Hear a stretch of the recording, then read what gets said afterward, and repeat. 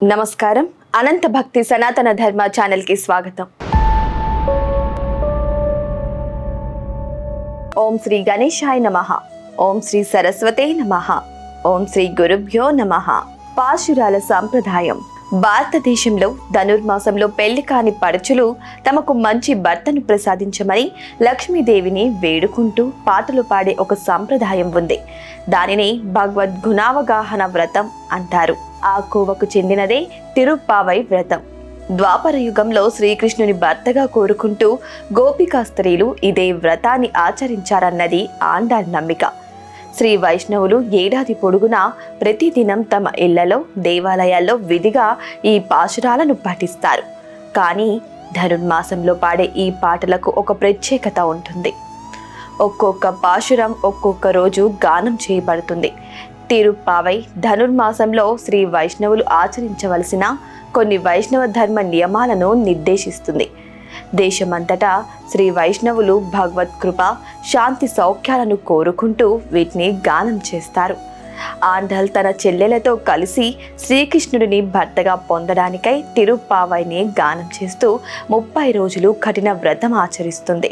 12 ఆళ్వార్లలో ఒకరైన గోదాదేవి రచించిన 30 పాశురాల ప్రబంధం. వైష్ణవులు పరమ పవిత్రంగా పఠించే ఈ పాశురాలు మధుర భక్తిని ప్రబోధిస్తాయి. గోదాదేవి విష్ణు చిత్తుడనే ఆళ్వారికి తన పూల తోటలో ఒక తులసి చెట్టు వద్ద దొరికింది. ఆమె పెరిగి పెద్దవుతున్న కొలది శ్రీ రంగనాథుడి పట్ల భక్తి పెరుగుతూ ఆయనను వివాహం చేసుకుంటానని పట్టుపట్టింది. విష్ణు చిత్తుడు భక్తుడైనప్పటికీ ఇలా వివాహం జరగడం అసంభవమని భావించాడు. కానీ గోదాదేవి భక్తి ఫలించి రంగనాథుడు స్వప్నంలో గోదాదేవిని వధువుగా అలంకరించి ఆలయానికి రప్పించవలసిందని పెద్దలను ఆజ్ఞాపించాడు. సాలంకృత కన్యగా ఆమె గర్భగుడిలోకి ప్రవేశించి స్వామిని అర్చించి రాజులతో సహా అందరూ చూస్తుండగా స్వామిలో లీలమైపోయింది అని ఐతిహ్యం. ఇది 8-9 శతాబ్దముల మధ్య జరిగిన ఉదంతంగా పలువురు పరిశోధకుల అంచనా. మార్గశిర మాసంలో గోదాదేవి తన 7 ఆడపిల్లలతో కోవెలకు వచ్చి నెల రోజుల పాటు గానం చేసిన 30 గీతాలే ఈ పాశురాలు. ఈ తిరుప్పావై. తిరు అనేది మంగళవాచకం, శ్రీకరం, శుభప్రదం, పవిత్రం మొదలైన అర్థాలు ఉన్నాయి. పావై అంటే వ్రతం. ఈ వ్రతాన్ని వైష్ణవులు మార్గశీర్ష వ్రతమని, ధనుర్మాస వ్రతమని అంటారు. గోదాదేవి చేసింది దీనినే శ్రీవ్రతం అని కొన్ని వ్యాఖ్యాన గ్రంథాలలో ఉంది.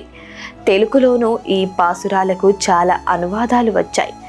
అనువాదం చేసిన వారిలో దేవులపల్లి కృష్ణశాస్త్రి, లక్ష్మణ యతీంద్రులు మొదలైన గొప్ప కవులు, తత్వవేత్తలు ఉన్నారు.